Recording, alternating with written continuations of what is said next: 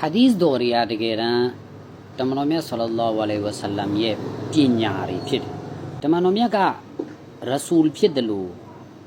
မုဟမ္မဒ်လည်းဖြစ်တယ်ရိုးရိုးလူသားတစ်ယောက်လည်းဖြစ်တယ်ရဆူလ်ရဲ့ပုံစံမျိုးနဲ့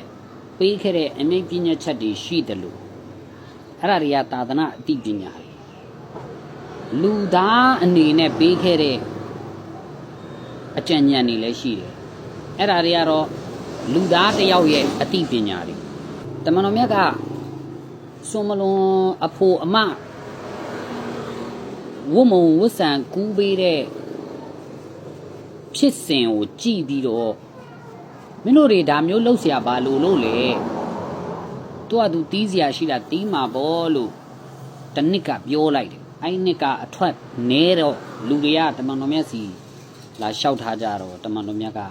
ငါလဲမင်းတို့လိုတာမန်လူသားပဲလေမင်းတို့ရဲ့လောကီကိစ္စတွေနဲ့ပတ်သက်ပြီးပြောတာဆိုရင်တော့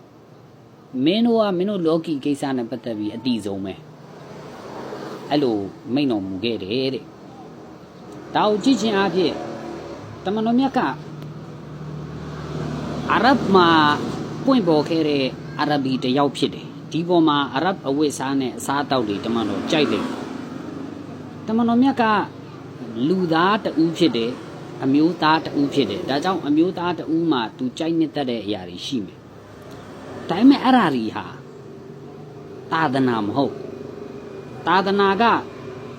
ရဆူလ်အဖြစ်နဲ့သူပေးတဲ့ဟာတွေပဲအဲ့ဒါသာသနာရဆူလ်ဆိုတာဘယ်သူကိုခေါ်လဲမက်ဆင်ဂျာကိုခေါ်တယ် message ပို့ဆောင်တဲ့သူတန်တမန်သူကသတင်းစကားကိုပို့တဲ့သူအဲ့ဒီသူကိုရဆူလ်လို့ခေါ်ကုရ်အာန်ကျမ်းတော်မြတ်ထဲမှာမန်ယူတူအီလာဟ်ဝရဆူလ်အတီအူလာဟ်ဝအတီအူရဆူလ်အတင်းတို့ကအလ္လာဟ်နဲ့ရဆူလ်ရဲ့အမိန့်ကိုနာခံလို့ပြောတယ်အလ္လာဟ်နဲ့အဲ့ဒီအရှင်မြတ်ရဲ့ message ကိုပို့ဆောင်တဲ့သူရဲ့အမိန့်ကိုနာခံခိုင်းတယ်အဲ့ဒီ message ကိုသတင်းစကားကိုပို့တဲ့သူကတခုခုသတင်းပို့ပြီးဆိုရင်အဲ့ဒီသတင်းမှာပါတဲ့အချက်လက်တွေဟာလက်ခံဖို့အရေးကြီးသွားတယ်အဲ့ဒါကိုလက်မခံတဲ့သူဟာအလ္လာဟ်ရှင်မြတ်ကိုလည်းညင်းပယ်ရာရောက်တယ်ဟာဒီသ်လို့လူတွေခေါင်းစဉ်တတ်ထားတဲ့အရာတော်တော်များများကတကယ်တမ်းကုရ်အာန်ကျမ်းတော်မြတ်ထဲမှာပါပြီးသားသာသနာအရင်အမြစ်တွေရဲ့ရှင်းလင်းချက်တွေဓမ္မမဟုတ်အဲ့ဓာရီပေါ်မှာတမန်တော်ကျင့်သုံးခဲ့တဲ့နမူနာကောင်းတွေပေါ့ကျွန်တော်တို့မွတ်စလင်အတိုင်းဝိုင်းထဲမှာဟာဒီသ်စာအုပ်တွေဖတ်ပြီးတော့နမတ်ဖတ်ခဲ့တဲ့သူရှားတယ်ဗျအကုန်လုံးကငယ်ငယ်ကလေးကဗလီသွားပြီးလူတွေဘလို့ဖတ်လဲကြည်ပြီးဖတ်ခဲ့ကြတာများတယ်မွတ်စလင်တွေရဲ့ကျင့်သုံးမှုနဲ့အလ္လာဟ်ရှင်မြတ်ကဒီဆွန်နတ်တွေကိုထိန်းသိမ်းထားတာ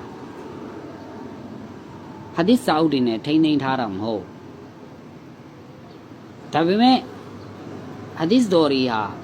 အဖိုးမဖြတ်နိုင်တဲ့ယရနာတွေဖြစ်တယ်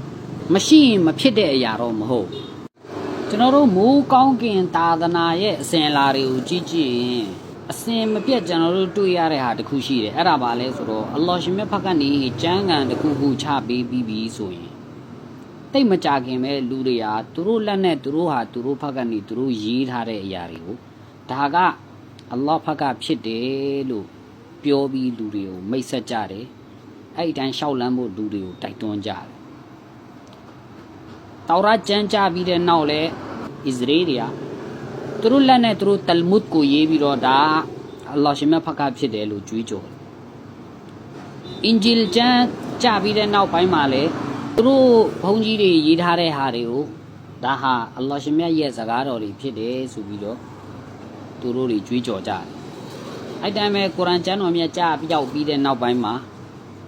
နှစ်တရာလောက်နေတဲ့အခါတဆင့်စကားတဆင့်နာကြားခဲ့ရတဲ့ဟာတွေကို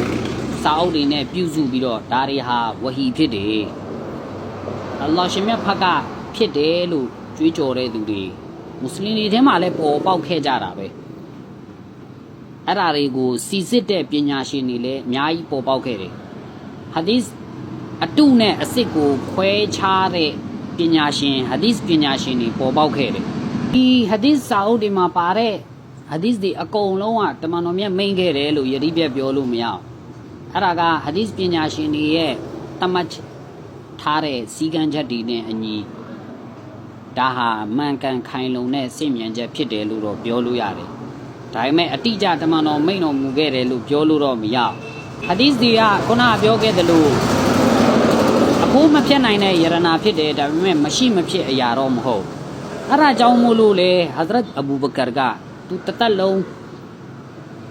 မှတ်ခဲ့တဲ့တယူတရပြုစုခဲ့တဲ့ဟာဒီစ်စာအုပ်ကိုတမန်တော်မရှိပြီးတဲ့နောက်ပိုင်းမှာသူမီးရှို့ပလိုက်တယ်ဗျာသူ့လောက်ခိုင်လုံတဲ့စင့်မြန်သူဆိုတာဘယ်သူရှိမလဲဒါပေမဲ့လည်းစကားတွေကဘယ်နေဘယ်ရောက်သွားမလဲမသိဘူးနောက်ဆုံးအဲ့ဒါတွေရဲ့အပြစ်ကိုသူခံရမယ်ဒါတွေကိုသူစိုးရိမ်ပြီးတော့ဟာဒီစ်တွေကိုသူမီးရှို့ပလိုက်တယ်အများကြီးအဲ့ဒါကစင့်မြန်ချက်တွေအမိုင်းကျမ်းတွေထဲမှာပါတယ်ပညာရှင်တွေအကုန်လုံးသိတယ်ဒီအကြောင်းအရာကိုဒါပေမဲ့ဟဇရတ်အဘူဘကာကဝဟီတွေကိုဖျက်ဆီးမီးရှို့ခဲ့တဲ့သူလို့ဘယ်သူမှမပြောစင့်မြန်ချက်တွေမှာလာတယ်ဟာဒီစ်စာအုပ်တွေထဲမှာပဲလာတာတမန်တော်မြတ်ကွယ်လွန်ခါနီးမှာလူတွေကတမန်တော်မြတ်ကိုစာရေးပြီးထားခဲ့ဖို့တည်တန်းစာမာခဲ့ဖို့နောက်လူတွေပြဿနာမတက်အောင်အဲ့ဒီအချိန်မှာဟဇရတ်ဥမာကတမန်တော်လည်းတအားနေမကောင်းဖြစ်နေတဲ့ပုံမှာအနောက်ရှက်လည်းမဖြစ်စေချင်တာလည်းပါတယ်ထားလိုက်တော့အဲ့ကိစ္စတွေစာရွက်တွေမင်းနေယူလာခိုင်းတဲ့ကိစ္စကိုထားလိုက်တော့ဆိုပြီးပြောပြီးတော့ငါတို့စီမှာအလ္လာဟ်ရှင်မြတ်ရဲ့ကျမ်းဂန်ရှိတာပဲအဲ့ဒါတို့အတွက်လုံလောက်တယ်တို့တွေအဲ့ဒါနဲ့ဆုံးဖြတ်လိုက်ကြမယ်လို့ပြောတာဟဇရတ်အဘူဘကာက59လမ်းကပုဂ္ဂိုလ်မဟုတ်ဘူးဟာဒီစ်ကိုလက်မခံတဲ့ပုဂ္ဂိုလ်မို့လို့အဲ့လိုပြောတာမဟုတ်သာသနာအတွက်လိုအပ်တဲ့အဓိက main point တွေဥဆူလ်တွေအရင်းအမြစ်တွေအားလုံးကုရ်အာန်ထဲမှာပါပြီးသွားပြီလုံလောက်ပြီလို့ပြောတာအလ္လာဟ်ရှင်မြတ်ကိုယ်တော်တိုင်ကလည်းလုံလောက်တယ်ပြောထားတာပဲလीအဝလမ်ယက်ဖီဟင်အန်နာအန်ဇလ်နာအလိုင်ဟီမုလ်ကီတာငါအရှင်သူတို့ကိုချပြီးတော်မူခဲ့တဲ့ကျမ်းဂန်သူတို့အတွက်မလုံလောက်ဘူးလားဟိုကျမ်းဒီကျမ်းတွေလိုက်ရှာပြီးတော့ဖတ်နေရအောင်ငါအရှင်မြတ်ကအတင်းတို့ရဲ့သာသနာကိုပြည့်ဝအောင်လုပ်ပြီးတော်မူလိုက်ပြီလို့လည်းပြောထားတယ်အကျယ်တဝင့်တင်ပြထားတဲ့စာအုပ်ဖြစ်တယ်လို့လည်းကုရ်အာန်ကျမ်းဂန်ကိုပြောထားတယ်လိုအပ်တဲ့သာသနာအချက်အလက်တွေကိုအကျယ်တဝင့်ပြောထားတာကိုပြောတာအဲ့မှာမဖော်ပြထားတဲ့ဟာတွေကမလိုအပ်တဲ့ဟာတွေမို့လို့ဒါမှမဟုတ်လေအရင်ကတည်းကတိပြီးသားအရာတွေမို့လို့မဖော်ပြထားတာဒါကြောင့်တချို့စွန်နာတွေနဲ့ပတ်သက်ပြီးတော့ကုရ်အာန်ကျမ်းတော်မြတ်ထဲမှာမဖော်ပြထားတာတွေရှိတယ်အချင်းချုံပြီးတော့အဲ့ဒါတွေကိုတိုက်တွန်းနေနိုးစော်လိုက်တာမျိုးတွေပေါ့အဲ့မတိုင်ခင်ကကျမ်းဂန်တွေထဲမှာရှိခဲ့လို့မဖော်ပြတဲ့ဟာတွေလည်းရှိအဲ့တော့လူတလောက်ပဲသူကဖော်ပြဒါပေမဲ့သာသနာကိစ္စသာသနာအမိန့်ပြညတ်ချက်တွေနဲ့ပတ်သက်ပြီးမွတ်စလင်တွေကြားတဲ့အကွဲလွဲတွေဖြစ်တဲ့အခါကျရင်အရာအလုံးအတွက်ချိန်စပြီးမဲ့ချိန်ခွင်ဖြစ်တဲ့အမှားနဲ့အမှန်ကိုခွဲခြားပြီးမဲ့အရာဖြစ်တဲ့ဖူရ်ကာန်မီဇန်လို့ခေါ်တဲ့ကုရ်အာန်ကျမ်းတော်မြတ်ကိုလူတွေကဥပိ္ပခါပြုကြောနောက်ကိုပြစ်ပြီးအလ္လာဟ်ပြောထားတာပါလို့အလ္လာဟ်ဖတ်ကိုဆက်နွယ်ပြီးတော့သူတို့ကိုယ်တိုင်ရေးထားတဲ့ကျမ်းဂန်တွေဖတ်ကိုအကိုးကားပြုပြီးတော့အဲ့ဓာတွေကိုအခြေပြုပြီးတော့သူတို့တွေကအဆုံးဖြတ်လုပ်ကြတယ်အကွဲလွဲကိစ္စတွေကိုဒါကြောင့်ကုရ်အာန်ကိုလေ့လာရင်ကုရ်အာန်မလေ့လာခင်သိထားရမယ်ဥဆူလ်တွေမဘာဒီတွေရှိတယ်အခြေခံအချက်လက်တွေရှိတယ်အဲ့တိုင်းပဲဆွန်နာကိုမလေ့လာခင်ဆွန်နာနဲ့ပတ်သက်တဲ့အခြေခံအချက်တွေသိထားရမှာရှိတယ်အဲ့တိုင်းပဲဟာဒီစ်ကိုမလေ့လာခင်ဟာဒီစ်နဲ့ပတ်သက်တဲ့အချက်လက်တွေ fact တွေရှိတယ်အဲ့ဒါတွေကိုသိထားဖို့လိုအပ်တယ်အဲ့ဒါတွေကိုမသိပဲဟာဒီစ်ရောဆွန်နတ်ရောကုရ်အာန်ရောအကုန်လုံးရောချပြီးတော့ယောဂတော်တွေဖြစ်ပြီးယောလဘတ်ထောလဘတ်တွေဖြစ်ပြီး